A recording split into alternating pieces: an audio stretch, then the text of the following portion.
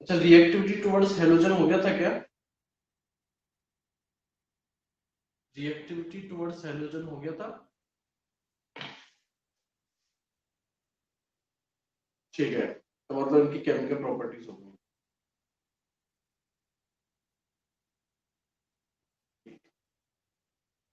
तो मतलब आज हम लोगों को एलोट्रॉप्स ऑफ कार्बन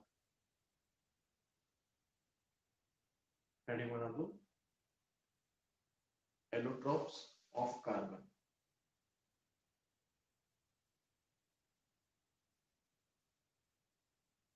एलोट्रॉप्स, सबसे पहले एलोट्रॉप्स का मतलब, एलोट्रॉप्स क्या होते हैं?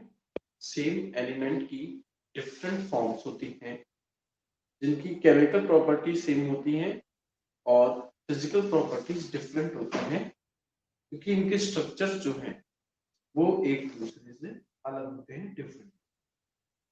ठीक है, तो ऐसे डिफरेंट फॉर्म्स को हम लोग एलोट्रॉप्स कहते हैं, और जो प्रॉपर्टी है उसे हम लोग एलोट्रॉपी कहते हैं। जैसे ऑक्सीजन और ओजोन, दोनों ही ऑक्सीजन के ही दो अलग अलग फॉर्म है, पर दोनों की ही फिजिकल प्रॉपर्टीज एक दूसरे से अलग है, तो इस वजह से हम लोग दोनों को एलोट्रॉप्स कहते हैं। इसी तरीके से कार्बन के एलोट्रॉप्स होते हैं डायमंड, ग्रेफाइट, फ्लोरीन, कोल, चारकोल। ठीक है, ये सब तो लिखिएगा हेडिंग बना करके, allotropes of carbon. the different forms of, देखिएगा, the different forms of same element, the different forms of same element, of same element which have different, which have different physical properties, which have different physical properties, but same chemical properties, but same chemical properties are called allotropes, are called allotropes, are called allotropes. The property is known as allotropy, and the property is known as allotropy.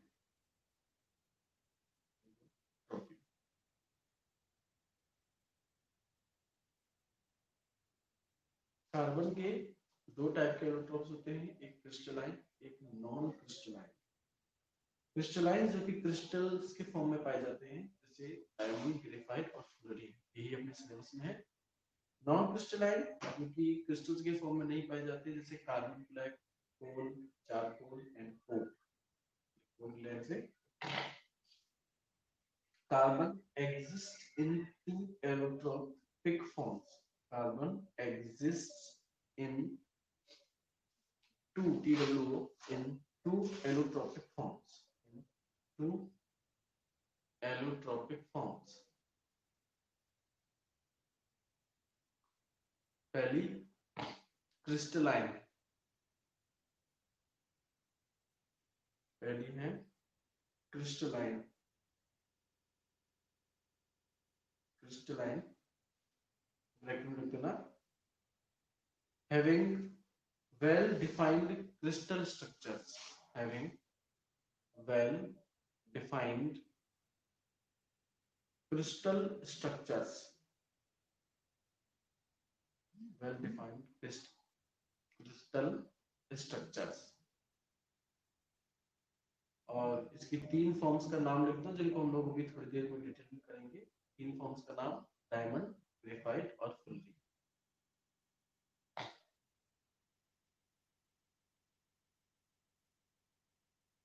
Diamond, graphite and fluorine.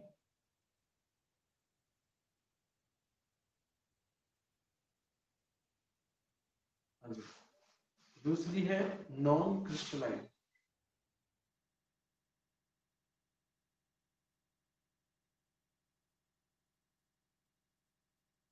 इसमें आएगा carbon black, carbon black comma coal, carbon black comma coal comma charcoal, carbon black comma coal comma charcoal and coke, COKE and Coke.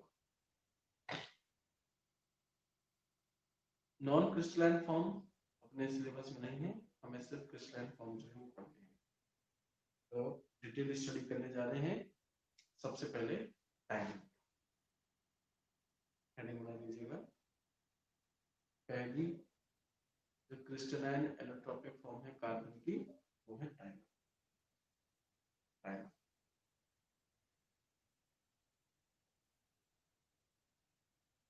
Diamond की अगर हम लोग बात करें तो ये नेचर में अपने आप बनता है, नेचुरली बनता है और बहुत सालों के बाद बनता है, मतलब बहुत साल लग जाते हैं इसको बनने में, जिसपे हाई टेम्परेचर और हाई प्रेशर की रिक्वायरमेंट। हालांकि आर्टिफिशियली भी अगर हाई टेम्परेचर और हाई प्रेशर मेंटेन किया जाए तो हम लोग डायमंड जो है उसको मैन्युफैक्चर कर सकते हैं, आर्टिफिशियल भी कर सकते हैं। प्रश्न लिखिएगा, it occurs in nature, it occurs in nature and it can also be prepared artificially.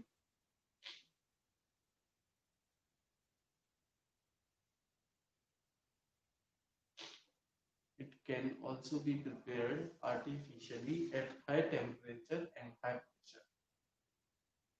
At high temperature and high pressure.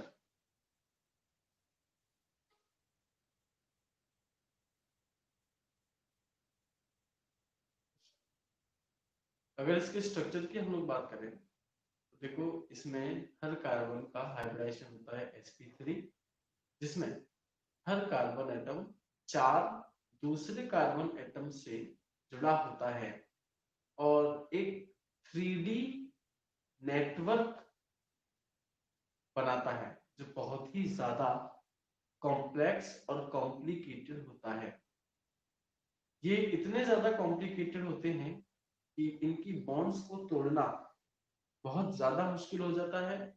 इस वजह से डायमंड का मेल्टिंग पॉइंट, बॉइलिंग पॉइंट तो हाई होता ही है और ये बहुत ज्यादा हार्ड भी हो जाता है, इसीलिए डायमंड जो है हार्डेस्ट सब्सटेंसेस में से एक है। यहाँ जो बॉन्ड लेंथ है, दो कार्बन एटम्स के बीच में जो बॉन्ड है उसकी जो लेंथ, लंबाई है वो 154 पिकोमीटर होती है। Diamond poor conductor of electricity है क्योंकि डायमंड में हर कार्बन का हर इलेक्ट्रॉन बॉन्ड फॉर्मेशन में पार्टिसिपेट कर रहा है, इलेक्ट्रॉन फ्री नहीं है। डायमंड ट्रांसपेरेंट होता है नेचर में, पर इंटरनल, टोटल इंटरनल रिफ्लेक्शन की वजह से हमें ऐसा लगता है कि वो शाइनी है इसकी सरफेस, और ऐसा नहीं है। डायमंड जो है ट्रांसपेरेंट होता है और उसके टोटल इंटरनल रिफ्लेक्शन की वजह से क्या करता है, शाइन करता है। ठीक है, डायमंड जो है कार्बन की प्योरेस्ट फॉर्म है, प्योरेस्ट फॉर्म ऑफ कार्बन। हाँ जी, तो लिखिएगा next point, in diamond, in diamond, comma, each carbon atom is sp3 hybridized.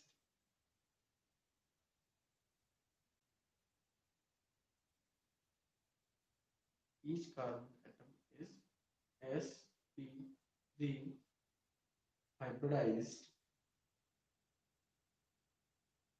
which is linked to, which is linked, which is linked to four, FOUR, which is linked to four neighboring carbon atoms in a tetrahedral manner. Neighboring carbon atoms in a tetrahedral manner.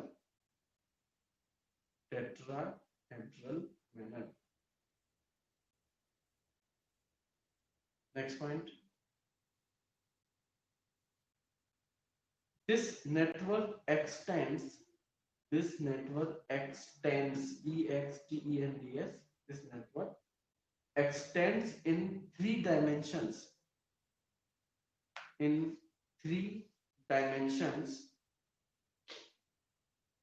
And it is very hard.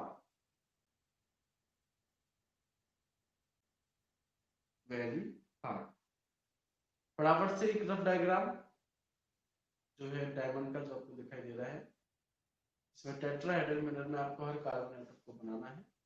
इसे बना लीजिए और बनाने के बाद comment कर देना done.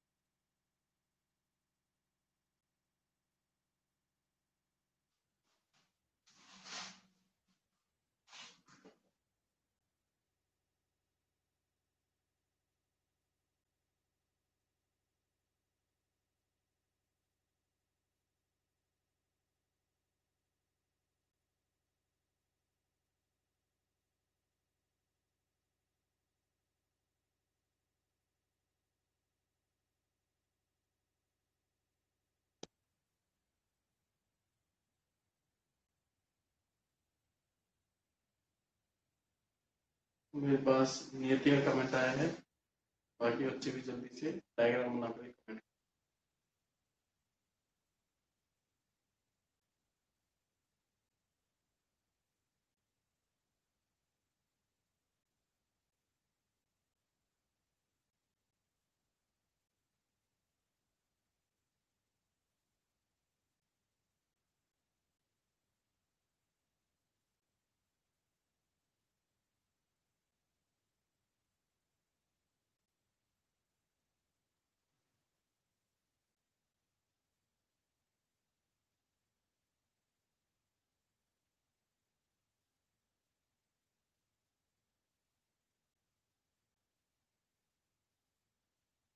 चलिए बच्चों, बना लिया होगा अभी तक तो काफी टाइम हो गया है. हाँ जी, नेक्स्ट पॉइंट लिखिएगा डायमंड के लिए.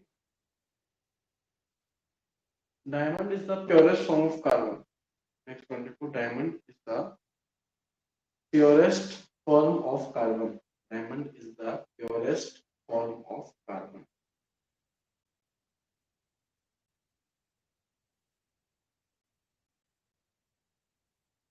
Purest form of carbon.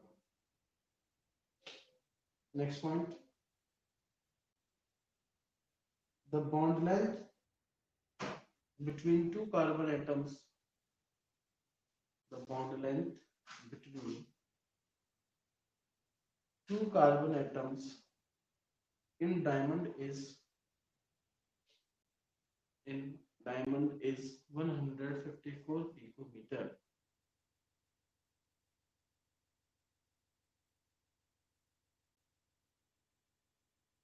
154 picometer.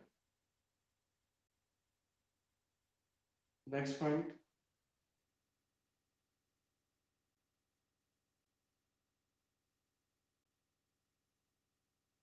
since all the electrons are involved in sigma bond formation. All the electrons are involved in sigma bond formation of each carbon atom. Of each carbon atom.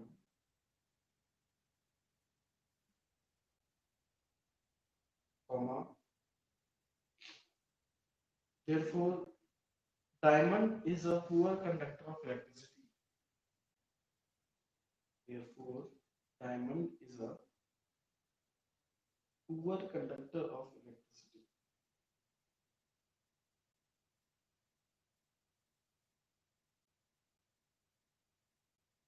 Next point. Diamond is transparent substance.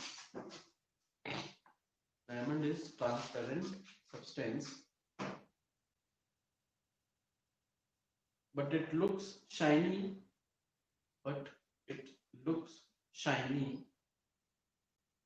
Due to total internal refraction.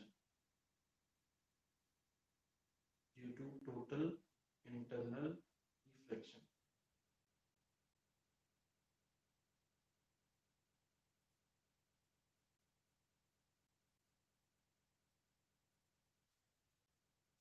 हाँ जी, uses लिखे रहे हैं। देखिए, ये तो हम सभी को पता है कि डायमंड जो है जो ज्वेलरी पर्पस के लिए उसमें दिया जाता है। इसके अलावा डायमंड जो है बच्चों, वो glass cutting and rock drilling, चट्टानों में ड्रिलिंग करने के लिए इस्तेमाल में लिया जाता है, क्योंकि हार्ड सब्सटेंस। देखिएगा पहला use,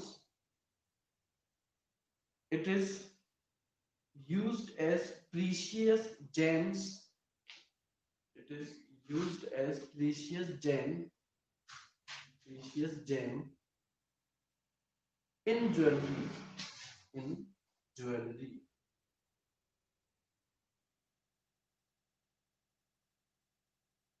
Second use, it is used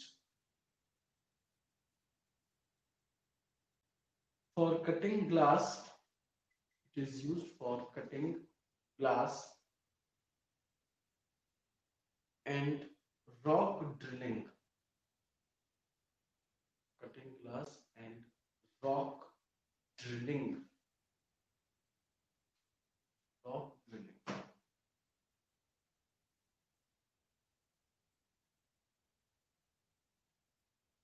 Next, अगला use, it is used for making dye, DYE. It's used for making dye for thin wires of metals. Thin wires of metals, जो महंगे metals होते हैं, पतले metals होते हैं, उनके wires को strength provide करने के लिए जो dye तैयार की जाती है, वो diamond से। तो ये अपना पहला एलोट्रोप हुआ डायमंड। दूसरा एलोट्रोप हम लोग को करना है ग्रेफाइट। दूसरा एलोट्रोप ग्रेफाइट। जैसा आपको ग्रेफाइट का स्ट्रक्चर दिखाई दे रहा होगा, उसमें हेक्सागोनल लेयर्स की रिंग जो है, हेक्सागोनल रिंग्स की लेयर्स जो है वो पाई जाती हैं, जिसमें हर कार्बन का हाइब्रिडाइजेशन sp2 होता है।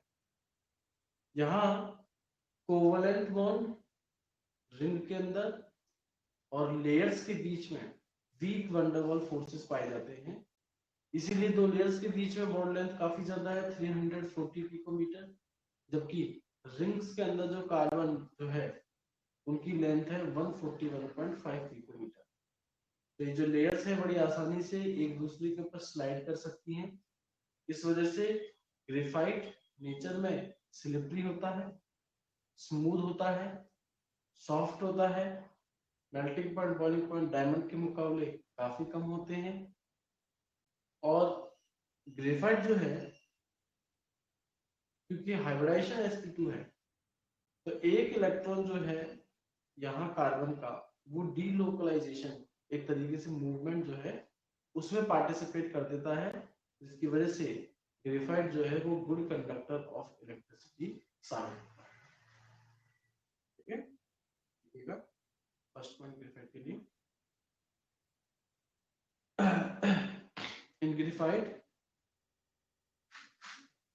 in graphite comma, each carbon atom undergoes sp2 hybridization.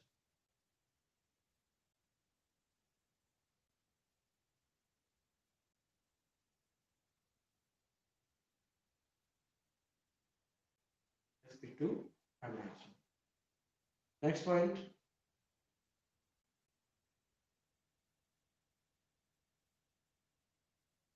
next point लिखिएगा,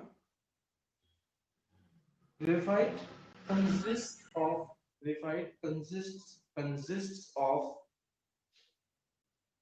hexagonal rings,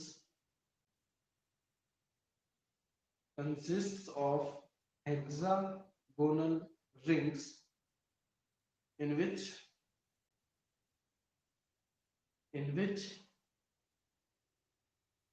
bond length between two carbon atoms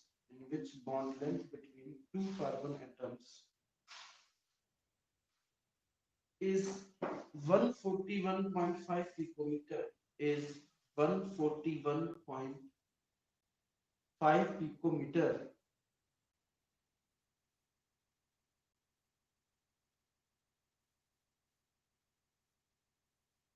Next point, there are layers of hexagonal rings in graphite. There are layers of hexagonal rings in graphite,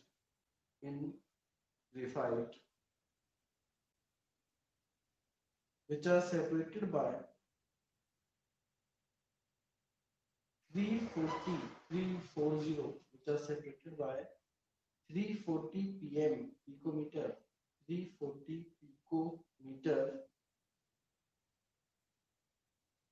340 picometer, and are held HELD, and are held by weak, WEAK, held by weak van der Waals forces, VANDER, van der Waals, WALL', Waals forces, van der Waals forces.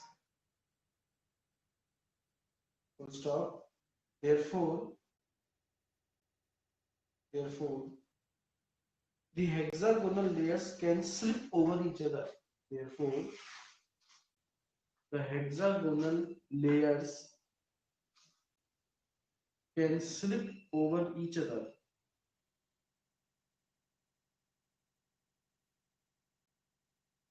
Can slip over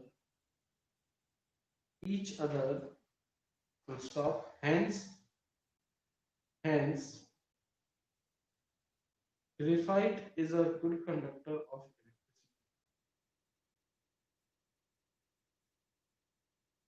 Hence, sorry, good conductor of electricity. Hence, graphite is slippery and smooth in nature. Smooth. Graphite is slippery and smooth in nature. Slippery and smooth in nature. Next point.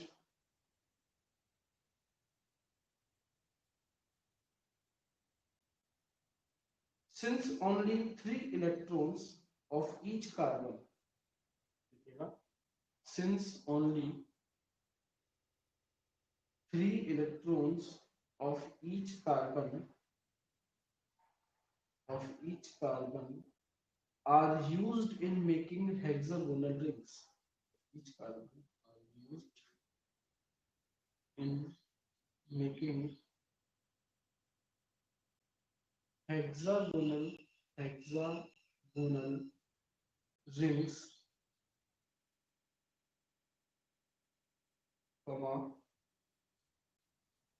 fourth valence electron of each carbon, fourth valence electron of each carbon is free to move, is free to move. Full stop. Therefore, graphite is a good conductor of electricity. Therefore, graphite is a good conductor of electricity. Good conductor of electricity. फटाफट से diagram बनाइए आप graphite का, उसको आगे करता हूँ।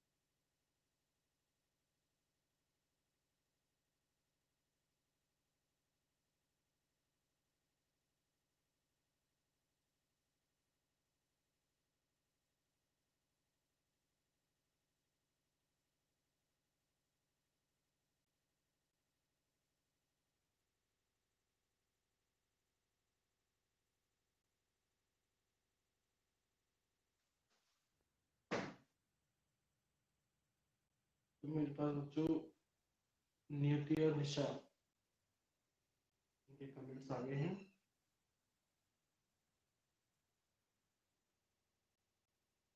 शायद आप लोगों ने डायग्राम बना लिए होंगे सभी ने। हाँ जी, नेक्स्ट वन लिखिएगा ग्रेफाइट के लिए। Graphite is soft. Graphite is soft and opaque. Graphite is soft and opaque in nature. Soft and opaque in nature.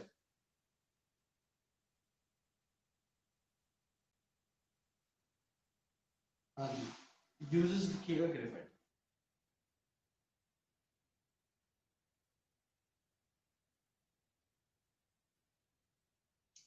पहला use, graphite is used as reducing agent. Graphite is used as reducing agent. Reducing agent. Second use, graphite is used for making electrodes. Graphite is used for making electrodes. For making electrodes in batteries. Electrodes in batteries. तो good conductor of electricity है, इस वजह से इसको अपन electrode की तरीके से। Next अगला use, graphite is used to make lead pencils. Graphite is used to make lead pencils.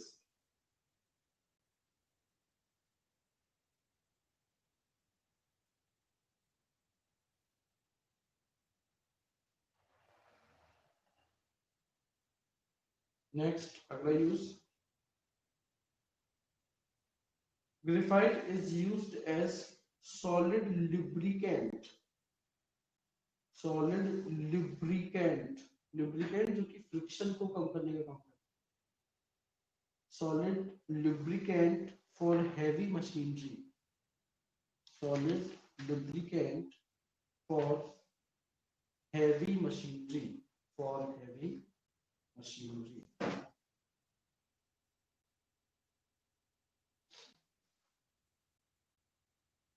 तो ये हो गया अपना ग्रेफाइट। तीसरा और आखिरी जो एलोट्रोप है क्रिस्टलाइन फॉर्म में, वो है फुलरीन्स।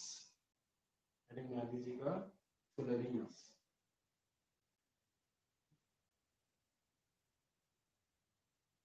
फुलरीन्स की डिस्कवरी 3 साइंटिस्ट ने मिलकर की थी। एक थी आर.ए. स्मॉली, एक है आर.एफ. कर्ल और एक थे H.W. क्रोटो। हाँ जी, देखिएगा first point. In 1985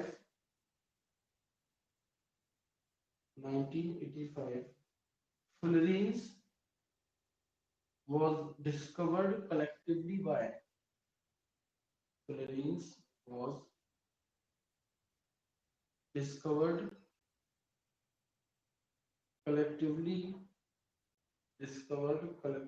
by R.E. Smalley, S-M-A-L-L-E-Y, R.E. Smalley, R.F. Curl, C-U-R-L, R.F. Curl and H.W. Proto, K-R-O-T-O, H.W. Proto। Generally जो फुलरीन्स पाए जाते हैं मैक्सिमम अमाउंट में, वो आपके C60 और C70 होते हैं, जिसका अपने सिलेबस में C60 है। देखिएगा generally C60 and C70 and C70 fullerenes are studied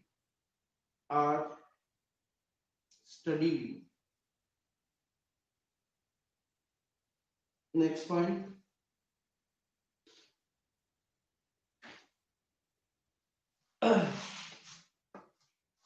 they are prepared by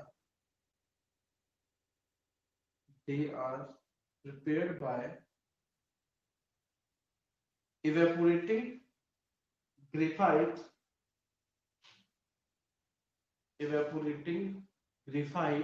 in an inert medium. Evaporating graphite in an inert medium, and then condensing the vapors.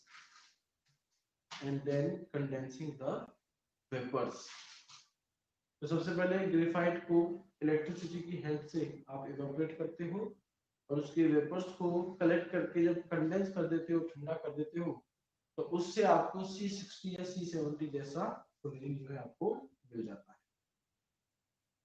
C60 जो है इसका structure Buckminster Fuller एक American architect थे, इनके एक model से match खाता था, इस वजह से C60 मॉलिक्यूल को बकमिंस्टर फुलरिंग भी कहा जाता है। देखिएगा C60 molecule is looks like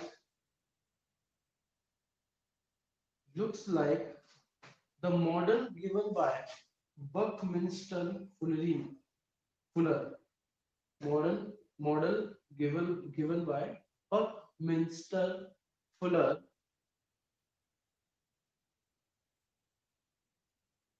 an American architect.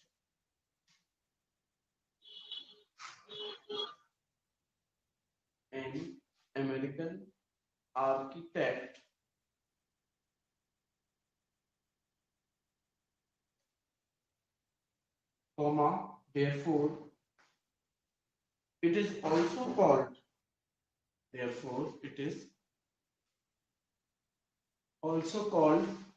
Buckminster Fullerene.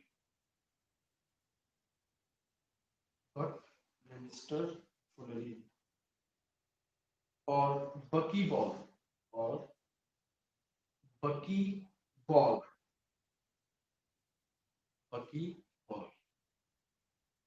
देखो, तो इसका स्ट्रक्चर बना पाना बहुत मतलब थोड़ा टाइम कंज्यूमिंग है, तो मैं इसे बोर्ड पर नहीं बना पाऊंगा और आपको ये बुक से जो है इस पर गौर फरमाना है।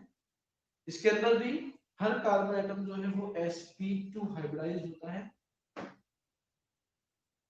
C60 मॉलिक्यूल जो है उसकी शेप दिखने में सॉकर बॉल, देखो सॉकर बॉल जिसे हम लोग इंडिया में फुटबॉल कहते हैं उसे ही सॉकर कहा जाता है। अमेरिका में फुटबॉल बोलते हैं रग्बी को। रग्बी की शेप जो है वो थोड़ी ओवल होती है, इस वजह से ज्यादा बेहतर होता है कि हम लोग बकी बॉल C60 मॉलिक्यूल की शेप लिखे सॉकर बॉल। ठीक है, देखिएगा इन C60 molecule,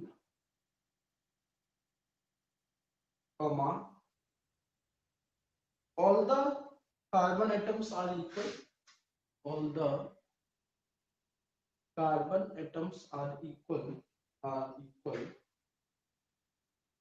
And they undergo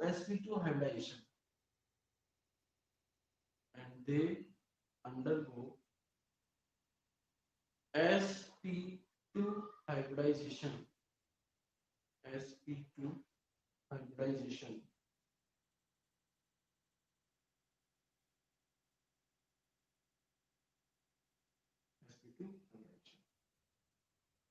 Full stop. Next point.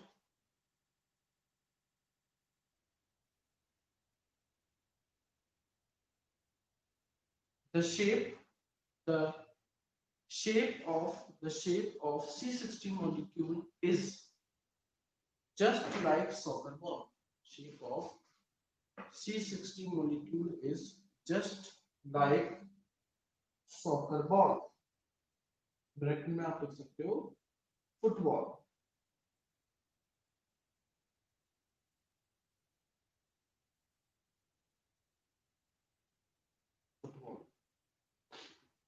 इसके स्ट्रक्चर को देखा जाए तो इसके अंदर टोटल 32 रिंग्स होती हैं, जिसमें से 20 हेक्सागोनल रिंग्स होती हैं और 12 जो हैं वो पेंटागोनल रिंग्स. देखिएगा C16 molecule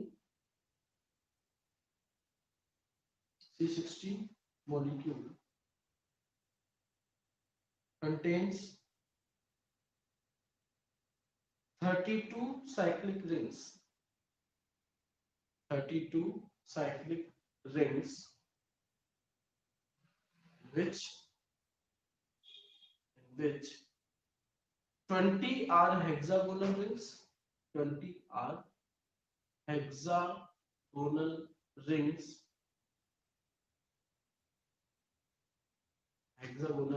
And remaining 12 are pentagonal rings.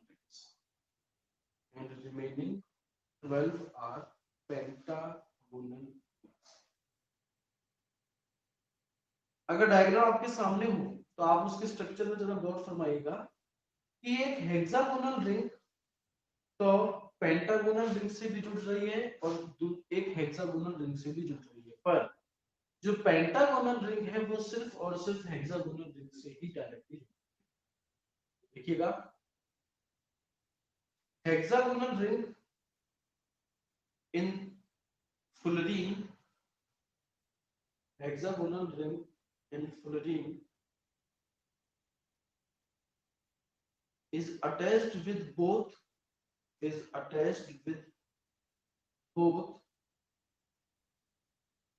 hexagonal and pentagonal rings. Hexagonal and pentagonal rings while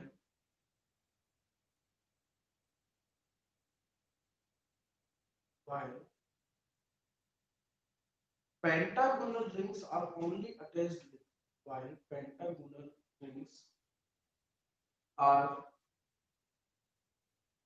only attached with hexagonal rings.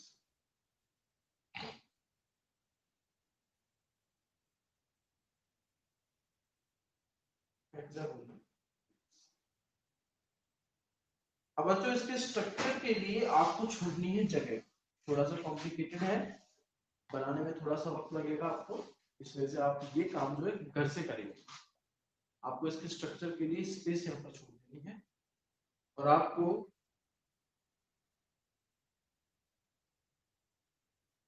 Fullerene जो है इसके कुछ 2-4 यूजेस लिखूंगे. फुलरिन के कुछ हम लोग यूजेस लिखेंगे.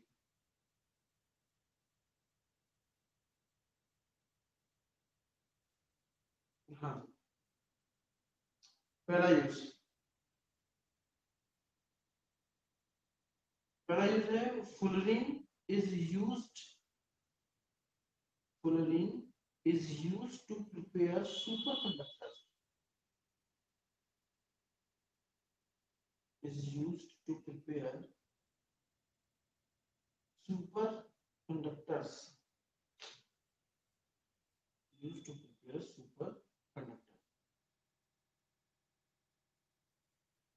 और दूसरा यूज लिखिएगा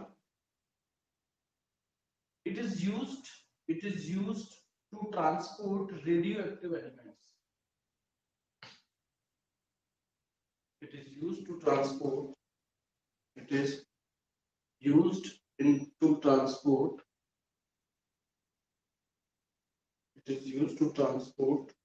radioactive elements. पहला तो था it is used to prepare superconductors. दूसरा it is used to transport radioactive elements.